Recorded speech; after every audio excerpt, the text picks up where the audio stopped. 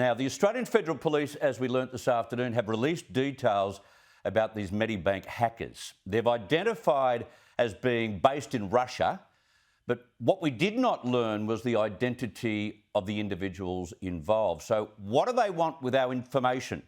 Yes, they wanted many millions of dollars, but what now? Joining me to discuss this is Shadow Defence Minister Andrew Hastie. Andrew, good to have you on the program. Should we be concerned that the Russians are after our private data as much as they have been chasing it in recent times?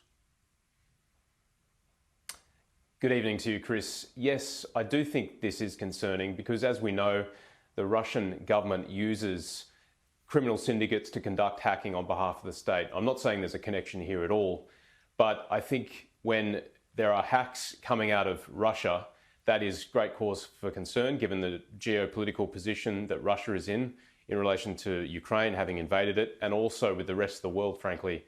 And we've also supported Ukraine against the Russian military efforts as well. So it is concerning, but I'm glad that the AFP has managed to reveal the location of the hack, and I hope they're working very closely with the government to work out next steps. Now, the government says we're 5 years behind when it comes to cyber intelligence and being prepared for cyber hacking.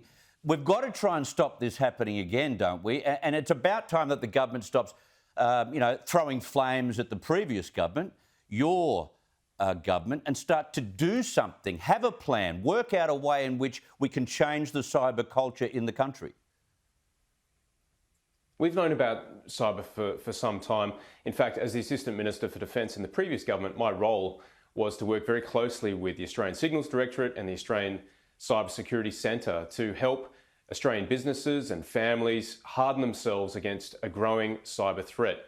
Chris, if you own a phone, you're on the new battlefield, which is cyber. You may not know you're a target, but you're a target. And so with a lot of our lives migrating online during the pandemic, we have a massive threat surface that can be attacked by lone hackers, by criminal syndicates, and by state-sponsored operations. So one of the things we need to do as a country is uplift our cybersecurity. We invest a lot of money in doing that over the last few years. I was out on radio and TV every week for the last 18 months, arguing the case for businesses to increase their protection. So one of the things that the private sector can really do is invest in this. If CEOs haven't cottoned on yet, if you don't invest in cyber, you leave your customers very, very vulnerable, as we've learned with Optus and Medibank recently. So it's really up to the private sector to lead on this, to work with government. And I think the government should be leading on this. And I think the Minister for Home Affairs has been absent in this space. I don't think she's done a great job, and we want to see more leadership. Yeah, what we've seen so far has just been enormous reputational damage, and no doubt there's more to come. Now, the Prime Minister is in Cambodia at the moment. He's just landed. Next week, he goes to Indonesia and Thailand to take part in the G20 and APEC summits. He's expected to meet with the Chinese leader Xi Jinping, we find out today. I'll wait until it actually happens because he's saying, well, hold on a second. Before we meet, should you not have an intention to lift those tariffs and those embargoes and those bans on some of our produce? It'll be the first meeting, if it happens, between Xi and a Prime Minister in this country. That was, I think, 2016, the last time Xi met with Malcolm Turnbull. Tensions have been running high. Is this... we've got to consider this as a positive step, though, don't we? Look, I think it's a good thing that the Chinese are reaching out. Remember, they were the ones who froze us off. They were the ones who cut us out of any dialogue. So we're always ready to talk, but always from a position of strength. And it was only 18 months or so ago that the Chinese embassy gave 14 demands to an Australian journalist. And we've not capitulated on any of those demands, and nor do I expect the government to do so. So Prime Minister Albanese will go to potentially meet with President Xi. He'll do so from a position of strength. And we also want to see the trade sanctions lifted so that we can get our exports moving to China again. That's good for China, that's good for us.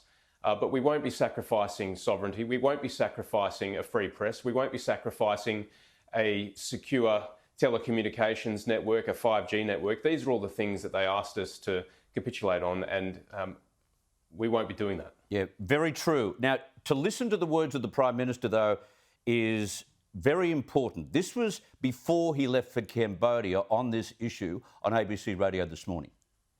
We'll wait and see. I, of course, will be at the same summit as him at the G20. Comes at a really difficult time for the global community. And, of course, we have the strategic competition that's occurring in the region and a rising of tension in some areas of the Indo-Pacific. So that's a difficult backdrop. So what will we have to do if China decides, OK, we'll lift most of those tariffs and we'll lift most of those bans? Will they ask us to do anything?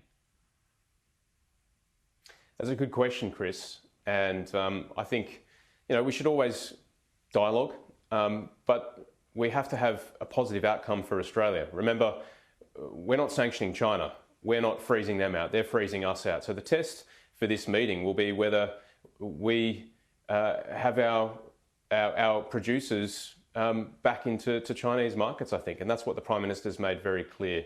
So look, I'm very bipartisan on this. I want to see Prime Minister Albanese succeed.